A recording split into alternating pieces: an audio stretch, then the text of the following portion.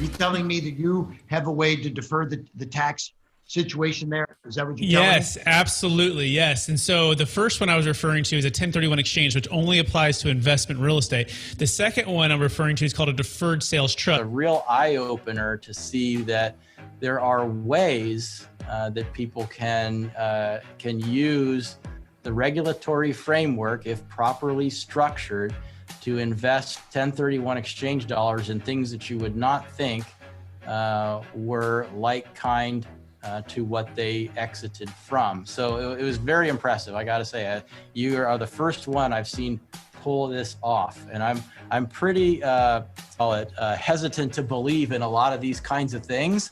So it's a major feat for me to say, wow, this actually really worked, and it was really cool. 1031 is a way to shelter your income when you sell the thing. The DST is a way to avoid the 1031 and not have to suffer the time penalty. Our career and during different tax periods, we've seen, these tax avoidance, tax minimization, offshore, all these different strategies undertaken to minimize or avoid taxes. And then I can tell you that, some of them are just not worth the trouble. And so I was skeptical. Admittedly, I was skeptical. I thought, oh yeah, here we go, another one of these, right? And then they say, no, it really is different, right? So look more closely. We looked more closely. We had, honestly, 2 years of conversations. 2 years. Now we were being due diligence at the same time that we were doing due diligence, but 2 years is a long time to be, sort of flirting with the idea of and getting to know the people and getting to really understand the transaction. Yeah, long story short, we got comfortable, although we are not tax attorneys, lawyers, or estate planning attorneys, that at least, from an investment perspective, that, it made sense to sell a highly appreciated asset, get liquid, hold that in this type of a deferred or installment sale type of instrument, and then just be in a position then to do the most important thing. I'm probably stealing your next question, which is time. They say, well, you can't make more time. You can. The Deferred Sales Trust, in a way, allows you to lengthen the investment time horizon for those assets after getting liquid, but before having to feel the tax impact. And from an investment manager's perspective, time horizon is the most important element in investing.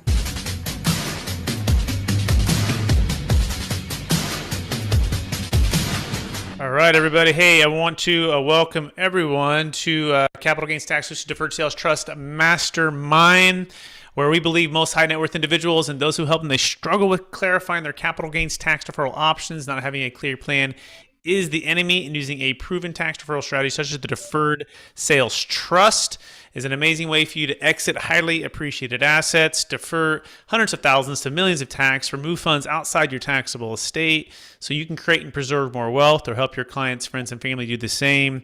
For those who don't know me, my name is Brett Swarts, and I'm the founder of Capital Gains Tax Solutions, and we're on a mission to help a lot of people out. By the way, coming out with the book here shortly with Kevin Harrington from Shark Tank, and also an author who's here today. He's here every week as well, but he'll be in the book.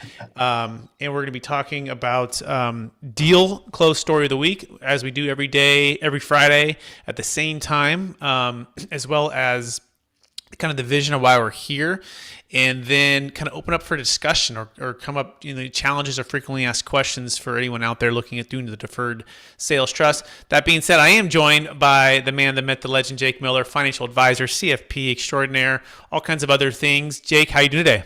Doing well, Brett. Happy to be here, and it's an exciting time. I'm looking forward to the deal close story of the week. As well as many other things. I know that there's some people here in the audience today that have questions for us, and it's an exciting time because this is a very flexible financial tool, the Deferred Sales Trust, that allows us to help solve a lot of people's problems. And when I say problems, we're talking about tax scenarios, capital gains, and how they can possibly reinvest that money rather than paying it to the government right now. Absolutely. And then we also have Pierce in the house as well. He is the co-host with me with Capital Gains Tax Solutions podcast and a part of the team, a luxury real estate agent as well, with the EXP team that we have down in Newport Beach. Pierce, how are we doing today? Doing amazing. How are you guys? Doing well. Pierce, who does the Deferred Sales Trust work for? Anybody who's selling a highly appreciated asset with at least $1 million gain and $1 million net proceeds into the trust, unless you have 2 transactions for about 500,000 or more that can, or if you have a $1 billion and you want to test it. You can do that too. You want to test it on a smaller deal. And Pierce, we have a live deal, you and me, with your father-in-law, right, who's selling, and talk about that deal that's closing, and then the next one as well that we're working on. Yeah. So my father-in-law purchased this mountain house a few years ago from a friend, and he bought it for $1.25 million. He put about $100,000 into it. And then had like a retaining wall fall down that he's had to put a little bit more capital into. But after you depreciate it for, 4 years, 3-4 years, that kind of washed it out. We're selling it for $1.85 million. And it's pretty much the buyer's taking care of all fees, including the, realtor fees and all that kind of stuff. So there's about a $600,000 capital gain roughly. So about $220,000 tax liability given his tax bracket. So we're going to plop it into the DST, and when some other business ventures or real estate opportunities pop up, we'll be able to have some liquidity to jump on those. Absolutely. So he's a long-time real estate investor, and Jake Miller with the financial advisor here, and a long-time investor who wants to get some freedom, some flexibility, taking advantage of the higher price market. Pierce, what was his biggest concern or objection, learning about this? Because I know it's been a couple of years since we've been talking with him and kind of going through it. But what was it, and how did you help him get more comfortable with the Deferred Sales Trust? Besides, him not loving me that much because I married his daughter. that was the biggest one. Still trying to earn that love. No, but you overcame it, right? When you had the grandbabies, right? The grandbabies is what gets you in the good spot. The grandbabies are the only reason he puts up with me. No, it's just it honestly, the biggest thing for him was literally just getting him to sit down and talk about it for a little bit, because he's so sporadic and just very you'll be talking to him and 1 second you'll turn around and then he'll be gone. And it's it was really trying to nail him down to talking. And the best way to do that was to start involving Brett and Jake and the other people who are more than just, his son-in-law at this point. Right. And cause how'd you figure this out? I got billionaire friends who don't even know about this. How did you? I'm like, it's not just me. Here's the all-star team. I just got lucky. That's a great point, right? I mean, it's a great point. It's a team effort here, right? And even myself and a lot of folks that, come and find us, they're many years wiser and many millions more net worth. And they're saying, how do I not know, and how have I not heard about this before? And that's where we say, well, we'll come meet the team, right? And come talk to our references and our clients and the banks and the qualified intermediaries and the financial advisors and everything that we have to help you with that. So I think that's a good thought there, Pierce, that don't go at it alone, right? And sometimes even if you have some of the answers, it's good just to bring folks to a masterclass like this or mastermind like this. Bring them on a call with us so that they get a chance to hear it from folks that we're literally doing every day. And as a part of that, the analogy Jake Miller I like to use is, we got these Rubiks Cubes, and every day people are showing up to us with these different challenges, and they want to try to get these Rubiks Cubes to be as maximized and as congruent as possible, right? With tax flow, with cash flow, with some of their needs, Jake, when it comes to lifestyle, when it comes to their entrepreneurial freedom, when it comes to exiting cryptocurrency at a very high to not have to suffer some of the consequences of the low. We're learning that lesson right now with a lot of folks. So, but Jake, anything else to add to the vision or the kind of the value of the Deferred Sales Trust? Absolutely. At the end of the day, everybody's situation is different. the wonderful thing about what we have going on here is we have different professionals that can sit in. It's kind of like a basketball game. You've got 5 people that are on the court at once. There might be more on the team. You might pull people off and put people in as needed. And, the trustee is kind of like the coach. He knows when and how other people need to be brought to the table to help solve the client's problem. And that's kind of like the Rubiks Cube analogy that you're talking about, Brett. You might turn it a few times to try and get some of the colors matched up and pass it over to me. I might turn it a few times. We pass it over to the tax attorney. He might turn it a few times. Eventually ends up in the client's hands, and it's perfect and it's done. It's matched up for their scenario, their situation, what they need so that they can accomplish their goals and objectives, defer the capital gains now, reinvest it, grow their overall net worth, and at the end of the day, accomplish what they set out to do. Absolutely. Sorry about the music there. And so I wrote down, like, this week I got some coaching training too by a guy named Coach Burt. And if anyone heard of Coach Burt, he's incredible. And they call him America's Coach. And he was talking about ways to help people overcome, false beliefs of different challenges or different things. And it's about making, sometimes it's about making what he calls belief statements and or like what we know to be true when it comes to what we're trying to do. So with the capital gains tax solutions, with the deferred sales trust, they did a couple of them. I'm going to share them live for the first time here. And it's also part of the vision and why we're here and part of our values. And so part of this is with capital gains tax solutions, what we're doing is we believe every client we work with deserves an exit plan that does some of the following. Number one, allows them to escape feeling trapped by capital gains tax and the strict 1031 timeline. And that 1031 timeline often creates a situation of overpaying for a property or taking on more debt than they want to. Number two, allows them to have their equity liquid and diversified into investments, which can help them preserve their wealth, especially in times of change like this. Number three, they deserve an exit plan that does the following. It allows them to live a lifestyle of their choice. That might be passive lifestyle by retiring and getting passive cash flow off the trust and kind of retiring from the day-to-day operations of a business venture or real estate, investments. Or they have the chance to be active by partnering with the Deferred Sales Trust to be an entrepreneur and or to be an active real estate investor. And I believe there's also 3 main things that the Deferred Sales Trust, it really makes the Deferred Sales Trust different. Number one is optimal timing. And optimal timing gives you the ability to invest with the Deferred Sales Trust or have the Deferred Sales Trust invest on your behalf, right? At any time, dollar cost averaging into stocks, bonds, mutual funds, cryptocurrency, real estate, ground up development. It's got to be business purpose, but really taking the idea of sound fundamental wealth creation and preservation, which is dollar cost averaging, and investing when the time makes sense for you into assets that make sense for you. Number two is control. Okay, one of the biggest things with the Deferred Sales Trust we hear is, I'm giving up all my control. Well, it's not true. In fact, nothing moves without your approval, and this is why the Deferred Sales Trust is different, or your signature. This includes all investments and all movement of funds. You are the secured lender, and everything must be approved by you.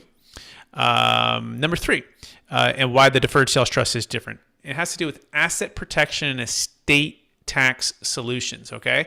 In fact, you can eliminate 40% of the death tax or estate tax by removing funds outside your taxable estate using the Deferred Sales Trust. We call it 2.0. It's also known as the DST Plus. And the other part about that is you don't have to give it all the way to charity. You don't have to gift it to, 10 kids, and you don't have to buy a bunch of life insurance. In fact, you can just do it in one transaction and one sale. It does take a sale, third-party sale, and it has to happen before you pass away. That's the key to get it outside your taxable estate. And the last part of the asset protection is it can protect the equity from creditors, because the characteristic of the trust is that you are a lender. You're not the owner of the trust, because if you were the owner of the trust, it'd be taxable. But the fact that you are the lender means that somebody can't attack what you don't own. Okay, so it's this beautiful way that creates this asset protection. Now, could that creditor receive, or a judgment come? Could they receive the cash flow off of the trust? Yeah, they could get access to that depending on the whatever that it comes down, but they can't attack and get the corpus of the trust. So Jake, any thoughts on all of that? I know that's a mouthful, but I'm working through some of these things, the beliefs and what makes the deferred sales trust different. I think it's incredibly important because sometimes clients get confused. They might be getting advice from a lot of different people. And it's always best if we can get all the clients' advisors, so to speak, that have an influence on what their final decision is going to be to the table at one time. And it just saves everybody a lot of effort and a lot of repeat. We had some clients that we explained it to one of the clients, then they brought in a partner. Then we explained it to the partner. And, they were skeptical at first, then they loved it, then they were all in. And by the time we explained it to the second partner, the first partner was like double in. And then we had to explain it to their attorney, who was a junior attorney, who really didn't get it. And then he had to bring in the senior attorney. And so now we're like 4 times in, and the first partner's like triple sold, and the second partner is like double sold, and the junior partner is finally starting to get it. And then the senior partner, like from the very beginning, is like, oh, okay, that makes perfect sense. But you know what? We're actually not providing this service to the client. And they had to bring in another attorney. And it's like, oh my goodness, so literally this is very important because a lot of the topics you brought up, Brett, are common things that clients get confused with what we do. And there may be a right point in time to do some of those other strategies. But what we found time and time again, that this becomes more of the keystone strategy that they do first. And then with maybe a chunk later on, when the timing is right, they might do that charitable remainder trust. But instead of $10 million, they're going to do it with $1 million, because that's actually what accomplishes their goal and objective. So sometimes some of these other strategies that you brought up, Brett, are oversold and overused to accomplish more than they should. And at the end of the day, the client ends up later on being unsatisfied because they had to put more money into it than they thought they needed to. They had to accept more debt than they really wanted. They had to, it was inflexible. Now it's an illiquid investment and they don't have access to it. Whereas if they had began with a deferred sales trust with proper planning, 20 to 30 days or 2 to 3 months, even better, prior to the transaction, get into these discussions, bring all the relevant people to the table, and let's make sure that we're accomplishing the client's goals and objectives. And there's going to be a right way to do it. And 99% of the time of the clients that we talk to, it involves the deferred sales trust being the keystone product amongst all the other products. Yeah, I couldn't agree with you more, Jake. And that's why we're so passionate about what we do, and we're so niche and focused on what we do with the deferred sales trust. We don't do 1031 exchange services. We refer that out. We don't do charitable remainder trust. We refer that out, and we just focus like a niche on executing this. And we do believe that in the vast majority of circumstances, with the flexibility, with the tax deferral, most importantly, the legal background, right? 26 years, thousands of closes, billions under management, over a dozen no change IRS audits, also additional formal audits on top of that, all no change, no findings, batting 1,000, lifetime audit defense built in. You can feel really good at night knowing that it has a perfect track record in all 50 states. And when you think of it, dental practices, veterinarians, business sales, car dealerships, car washes, apartment complexes, public and private stock, cryptocurrency. We just did a land sale. In fact, that's the deal close story of the week. Although we talked about Pierce's live deal of the week, I guess we could always do a end escrow and then we could do one that's actually closed. And so the one that actually closed last week, Texas land sale. I want you to go 48 miles south of Austin and a little bit east of San Antonio. And it's this really small town. I think it's called like Ludwig, something like that. I don't even really know the name. I've never been there. And I met the client about a month ago. He flew into Napa, and now he's Jake and I's client with the Deferred Sales Trust. And he's in the business of buying land and then turning around and flipping the land. So it's a quick sale. So basically, they tie up land and they do some improvements. They might get it entitled. They might do something else. They might even just buy it at a discount. And then they find a ultimate buyer to buy it. And then that delta is their tax, right? Or is their gain, which they're going to get taxed on. And so they were able to tie the land up, work through the processes, add the value, but a simultaneous close, they move their proceeds into the trust, and the seller got what he was accounting for, the buyer got what he was accounting for, and they were able to not have to incur all of the tax. They were able to defer it, and so the sale was approximately 5.85 million, and they put a large majority of that into the trust. So a very successful opportunity for them to not have to take it as ordinary income tax as well. Because the deferred sales trust does work for short-term and long-term, whereas a 1031 exchange only works for long-term. And they have multiple deals they do every single year. Of course, they said they wish they would have found us earlier, but now moving forward, they're doing all their deals. In fact, Jake and I will be flying to Cabo to present to some of their inner circle investors coming up. But Jake, any thoughts on that deal? Yeah, so I kind of want to talk a little bit. Somebody was asking me about referrals. How do we send somebody to you guys? Well, easily enough, you just introduce us, right? I mean, that's easy. But maybe you can touch on that, Brett. When somebody wants to let their best friend, their business partner, their colleague, one of their clients, because we get a lot of referrals from CPAs and such, right? And you get a lot of referrals from real estate agents. How do you tell them to tee it up? Yeah, I mean, the key is just if they have the problem, right? And the problem is the tax, and it's capital gains tax, and it's typically somewhere between 25 and 50% of the gain. And so just say, yeah, it looks like you have a tax problem. Well, guess what? We work with Strategic Tax Solutions, is Jake's firm, and we work with Capital Gains Tax Solutions. This is what they focus on. So here's an email, here's a text message, have them give us a call. Right. If it's your direct client, it's even better, direct relationship. So it's simply going to our website and scheduling a time. You can also invite them to this masterclass, this mastermind. I think this is also a good opportunity to get a feel for Jake and I and our team and Pierce and be able to absorb a little bit about what we're about and what we're doing. So Jake, hopefully that answers the question pretty good? It does. And again, it's just, some people hear about this, or some of our clients that we've brought in and they've had a wonderful experience. I mean, one of the best ways for them also is to just tell their story. It's like, hey, a lot of people were trying to sell me something, but Brett and Jake and Pierce and everybody, they actually provided me with a solution, and it answered all of my big questions. Exactly. And again, telling somebody's personal story, either they're not inventing anything, they're just being honest, and they may not know all the right words to say, but just share that it was a very positive outcome, that they had a good experience, and that they got the gross proceeds of the transaction to reinvest rather than just, the net proceeds after taxes.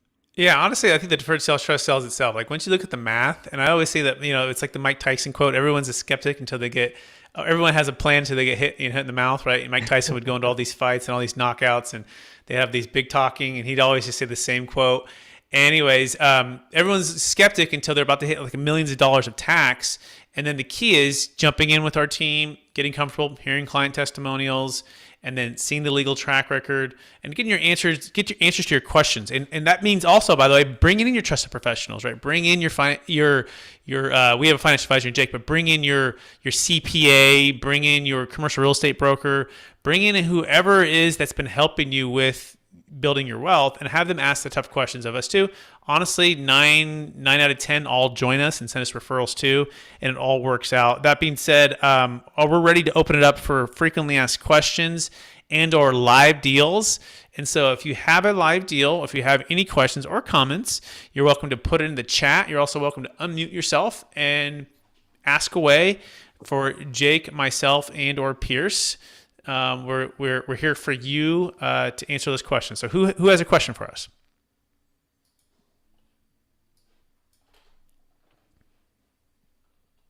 It's kind of difficult. We're managing the Zoom and we're managing the Facebook, and sometimes questions come via text. And so if you see us looking up, looking down, looking to the side, that's because we're trying to monitor everybody.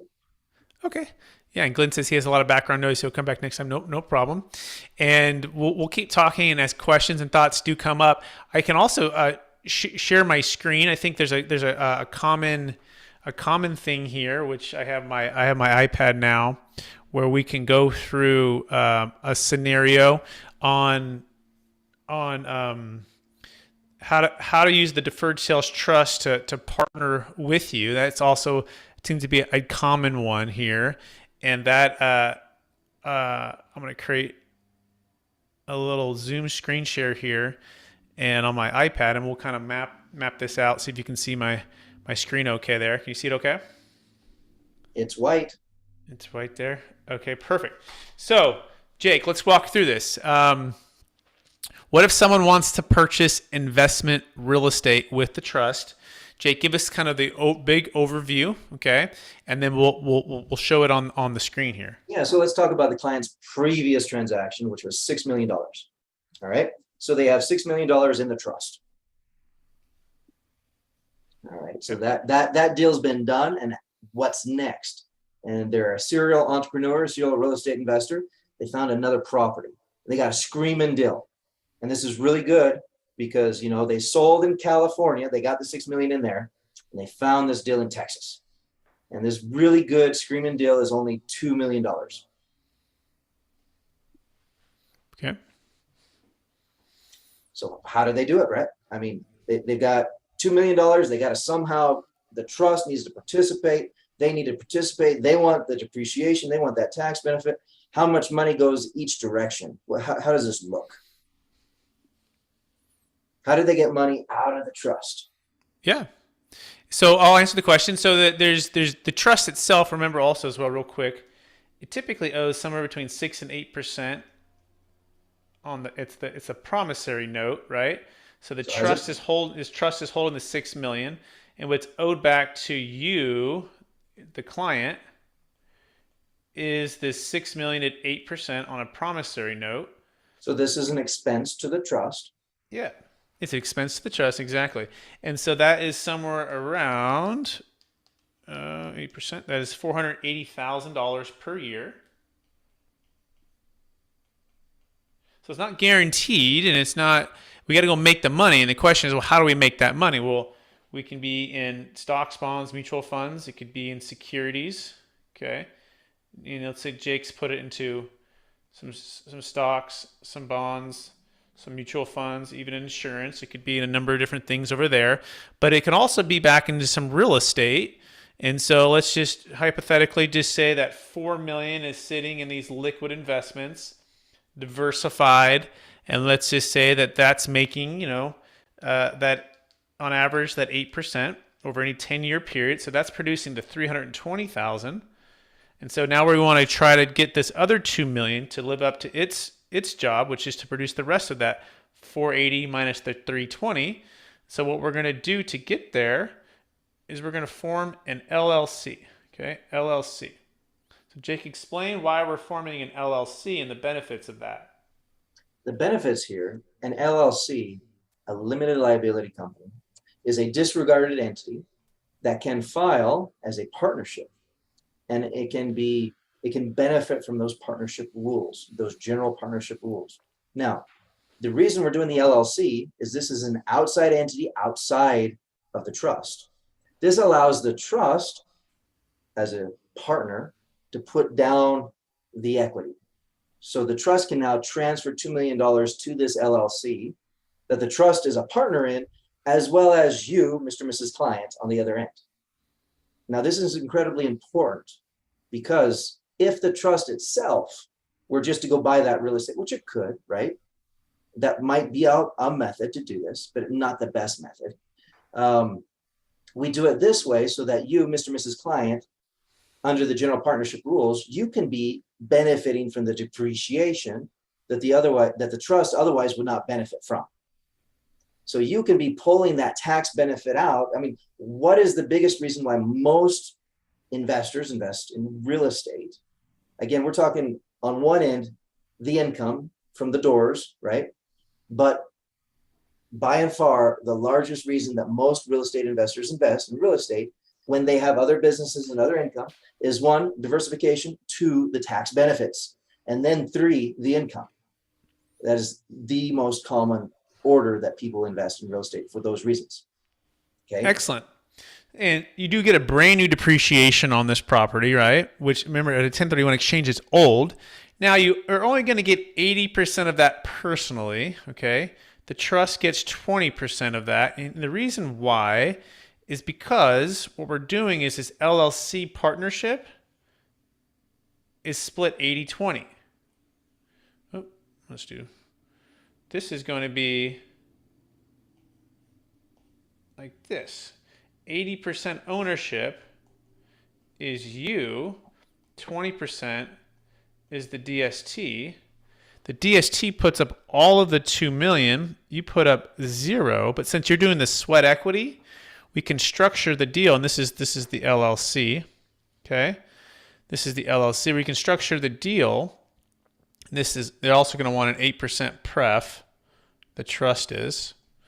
So this 2 million goes into this LLC, which is split 80%, 20% with an 8% pref on that 2 million that's due. What's a pref? Well, pref is what's known as a preferred return. An easy way to do the math on that would be to take $2 million times it by 8%. That equals $160,000. So 2 million at 8% equals $160,000 per year. Okay. So this is what it's accruing. So Jake, does that mean I've got to pay it right away or that year, 160? What happens if I'm just buying a multifamily property that it's going to be construction or it's going to be a land development deal? Like, does a pref mean I have to pay it right away, or what's the timing on that, Jake? A pref just means that it's owed, meaning it's first to come out should anything come out. Exactly right. And which means what, Jake? If I take this $2 million asset and let's just say it goes to $5 million, it's a multifamily property. It goes to $5 million when I go to sell it. And let's just say that I did it in 1 year, to keep it really simple. Did it in 1 year. I mean, it was just an amazing deal. 1 year later, what would happen? How would everything be split between myself as an 80% owner and the trust as a 20% owner?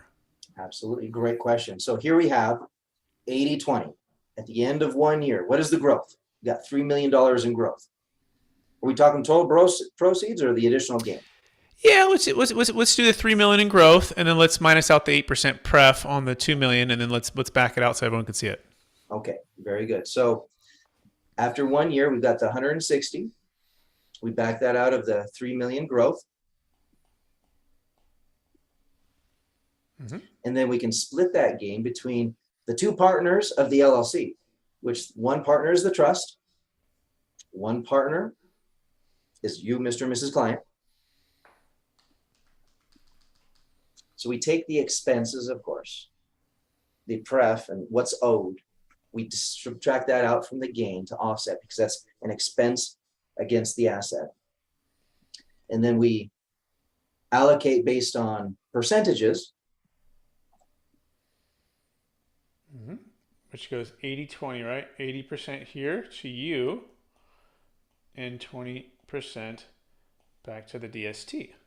Now, if an individual had just, with their own money, rather than partnering with the trust, went and done this deal and got a $3 million gain at the end of 1 year, that individual would have a much bigger tax ramification than what we're showing you here through everything that we can possibly capture within the trust as part of that. And then, of course, here under this transaction, under your portion that corresponds to you, we can utilize the trust again. So in the very beginning, we established the trust. We had the $6 million sale. We collected the $6 million proceeds. Then we used the trust, the joint venture on another real estate project. And after a year, we've sold it again. All right. And we're going to, you can see these ramifications here of what the taxes would be if the trust weren't around. Now, on the second sale, we're going to bring the trust in and there's going to be a second promissory note. Yep. And you can see that we're chipping away and offsetting part of those gains with the pref, as well as by splitting it with a new LLC. And so we're able to add that back into the trust. And now the trust holds more assets as well as has two promissory notes. So now, Brett, do you want to maybe reiterate what I just said? Yeah, absolutely. See, hear it again. Let's also remember what the very beginning, where we came from, right? So we came from this $6 million was in the trust that was owed at 8%, about $480,000 per year. which 4 million went into like a liquid investment grade security, stocks, bonds, mutual funds, insurance, which is producing about 320 a year.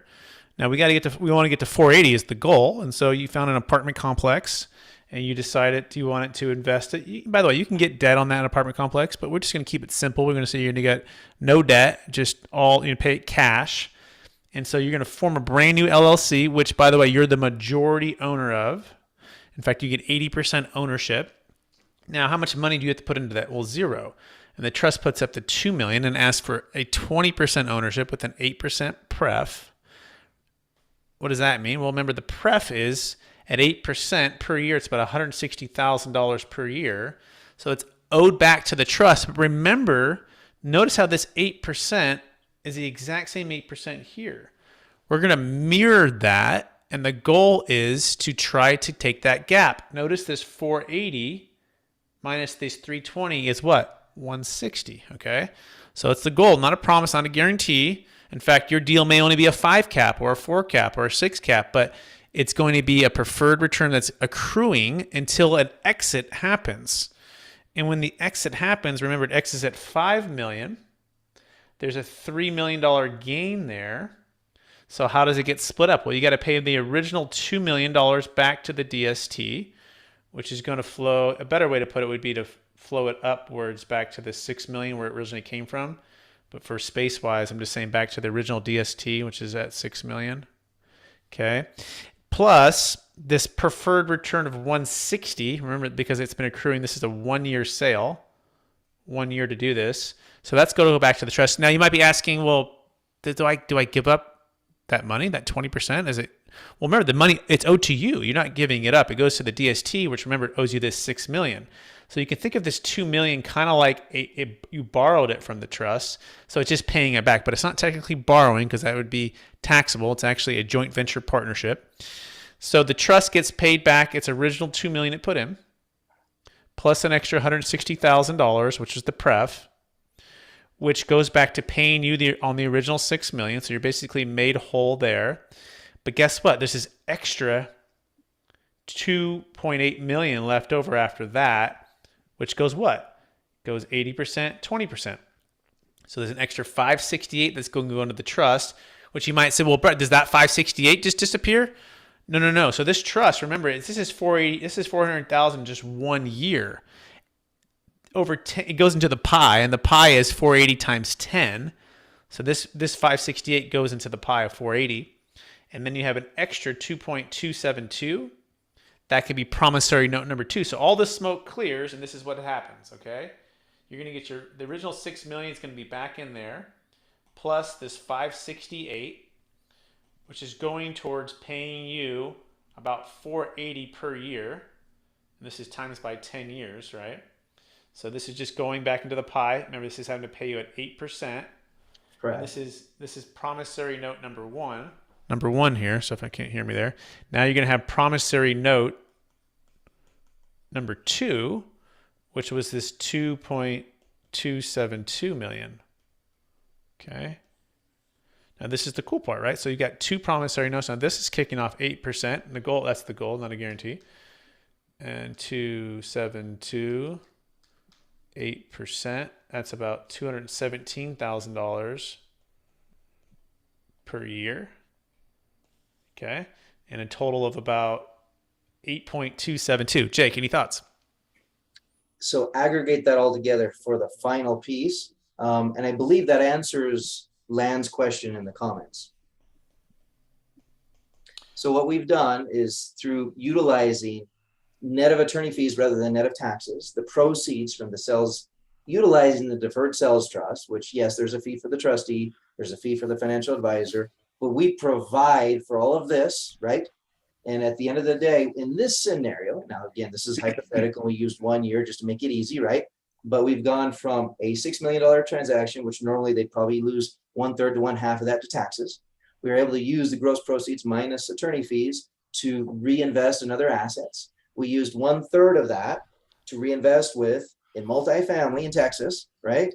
And we have grown those assets from the 6 to the 8.272 and literally used money that you would have otherwise sent to the government to grow the asset. Yep. And that's somewhere between 25 and 50%. And so on this second transaction from 2 to 5 million, that's a $3 million gain. If it were at 40%, that is an extra 40%. It's an extra $1.2 million.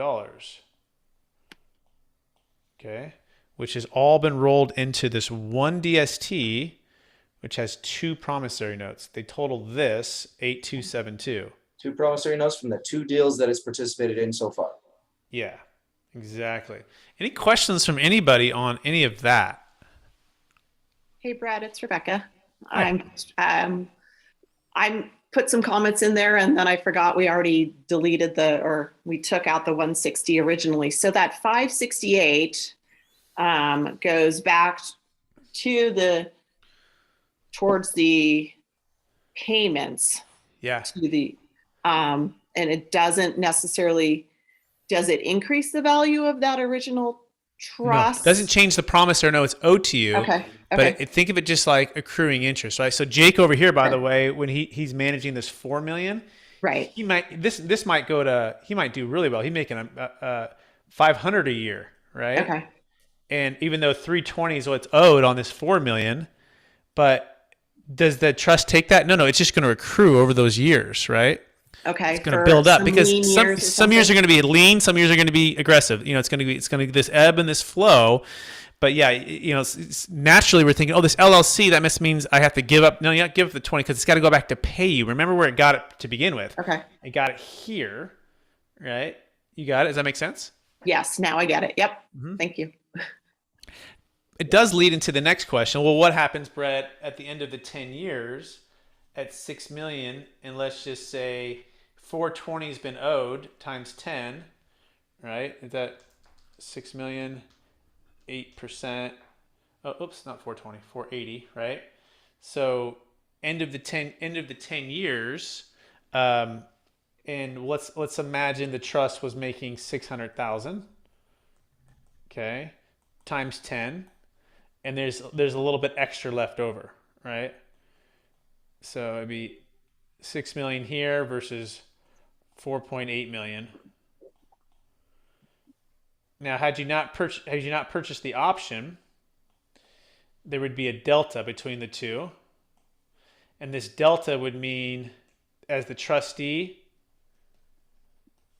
Now, this is net of fees, by the way, too. Our goal is to earn 8% compounding net of recurring fees. Recurring fees, generally speaking, are around about 2% on average. And so there could be a delta there. If that delta is there, the trustee's got to be able to get the profit there. I have to have an opportunity to get the profit. Now, you could purchase an option to carve out that upside if you wanted to. There's a way to do that. But that's how we keep the business purpose going, because there's business purpose for me to make a profit at the end of it. But you can also renew it for another 10 years and just keep it going as well. So hopefully I didn't complicate things some, but just wanted to give you that full picture for everybody. So this is a masterpiece. You guys like this? This is better than a Picasso. We will get better. We will improve every year on that, or every week. We'll keep doing it, right? So we get better on my artistic ability, and maybe Jake gets the artist, and then I do the commentary. So anyone have questions on any of that? There is a question in the comments, not necessarily on the flow, but on the fees. Maybe we should take a moment and go over that, Brett. Absolutely. So the fees are, let me share my screen again. Is it a live deal, what we can do, or you want to just do a general fee? We love making things real. Okay. Yeah, I know. Does anyone have a live deal they have that you want to go through the fees? No. So I have a live deal, Brett. This guy has storage units.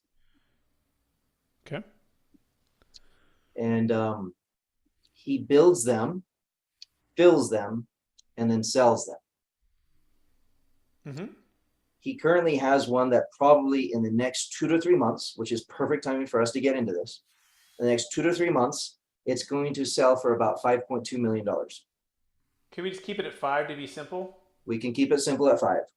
Okay. And by the way, when you step away from the mic, you're quiet. Sorry. There I you go go. away. I There gotta you stay go. close So to the mic. we got 5. You need one of those artists, because we're talking about mixing math with art here, right? You need one of those, what is it called? The little tripod thing where you can have your mouth next to the mic while you draw and paint. Yeah. Like Bob, what was it? Bob, what was his name? Bob something. He did the little trees and stuff. That's right. So $5 million. Yeah. His adjusted basis is looking to be around 2.8. Okay, so 2.8 is the basis. Does he have any debt? This, no, this will be all debt free. He has an equity partner, so he's not the only owner. Okay. Keep it simple.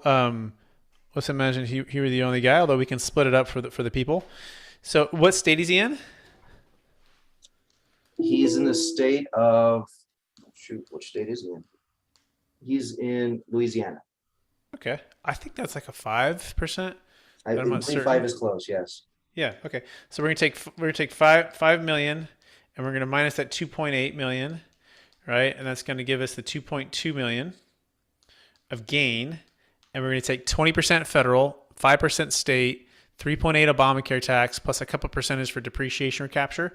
So we're gonna call it 32%. So they're looking at a just call it $700,000 tax. Okay. Now we always look at this as the fee. That's a fee. I mean, it's a tax, but it's a one-time tax. It's just you're hammered. It's gone. It's a cost of doing business. Yes. Yeah, it's a tax. Or we can roll all of the funds into the trust. Okay, all 5 million, and keep an extra 700,000 working for us. So what would the cost be to this? Well, right here it's 1.5% of the first million. So that'd be 15,000 on the first million. Then it'd be 1.25 on anything above, which would be 1.25 on the 4 million remaining. So it's 50,000 there. So it'd be a total of 65,000. That's a one-time legal fee paid at the close of escrow. So they can pay the 700,000 or they pay 65. Okay, there you go. So again, cost of doing business one way, the normal traditional, and I don't want to be, picking on people who are senior or anything like this, but sometimes you have that really old CPA who just wants you to pay the taxes because they don't want to review something new, right? Yeah. I say that because we've come across that a few times where we've had to work with a client and their accountant who sometimes not everybody's as flexible and as open-minded to doing something that they haven't heard of before or read in a textbook. But here, under this scenario, we definitely have a very compelling story of cost of doing business, $700,000 in taxes, or cost of doing business with Brett and Jake and the attorney is going to charge you 65 grand. Yep. So that's the start, right? And so we've got an extra 700. You might be wondering, well, what's the government going to charge me on this? This is the cool thing. They charge you 0% interest, as long as what? You don't dip into the 5 million. What does that mean? Well, that means you allow the 5 million just to build and accrue interest. Remember what we said? We like to say the 5 million on average is going to earn 8% net of the recurring fees.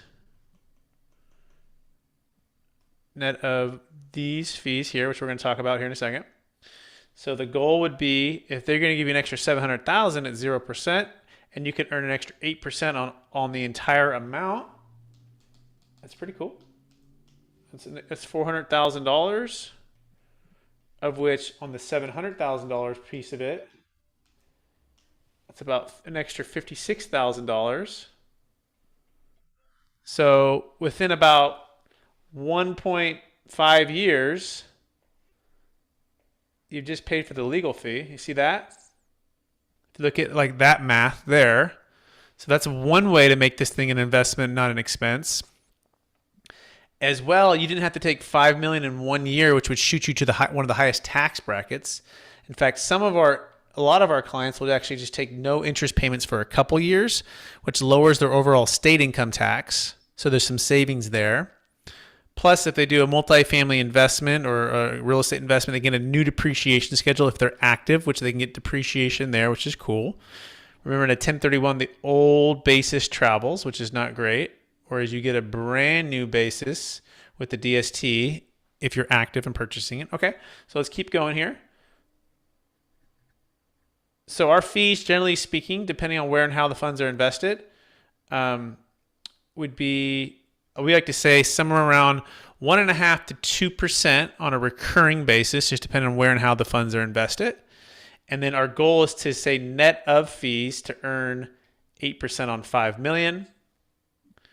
The details are here. There's a couple other costs. There's tax returns. There's accounting fees. So, but again, net of all those recurring fees, our goal is to get 8%, which means what? We want to earn about 10%. Okay, we're going to earn this, and then this is what you net. Jake, is that pretty good there? I like it. No, that's kind of the ballpark again. No guarantee, but that is the goal, right? Yep. And by the way, if you go in or out of network, there's no double charges. Okay. And so, yeah, and again, it's a 10-year time horizon. So it's not a sprint. We don't have to get it all back at once. We want to look at this 10-year, and every 10 years you can renew for 10 years and renew for 10 years. You can pass it to your kids and keep it going. And all this time, this $700,000 is growing as well, right? You would have paid tax on your 0% that you're having to pay the government. There's no interest charge on that, but you get to have, an extra amount per year. It's a win-win-win. So, all right, those are the fees. Anyone else have any other questions right now or comments for Jake or I?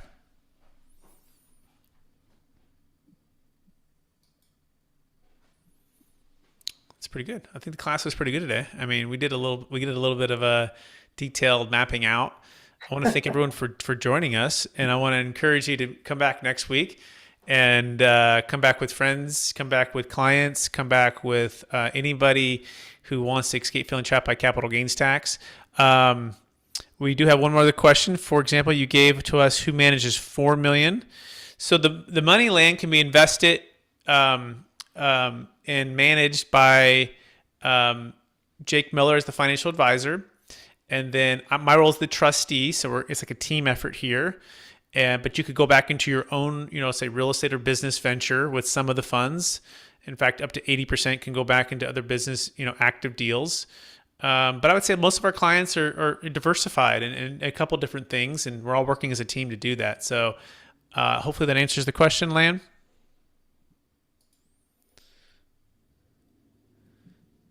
Yeah, I think it did. And the funds are held at like TD Ameritrade, Charles Schwab, and they're invested in some of the largest, biggest companies in the world. So, all right. With that being said, I appreciate everyone being with us today. If you want to take action, we encourage you to go to capitalgainstaxsolutions.com or getting with Jake by going to strategictaxsolutions.com and coming back to this mastermind.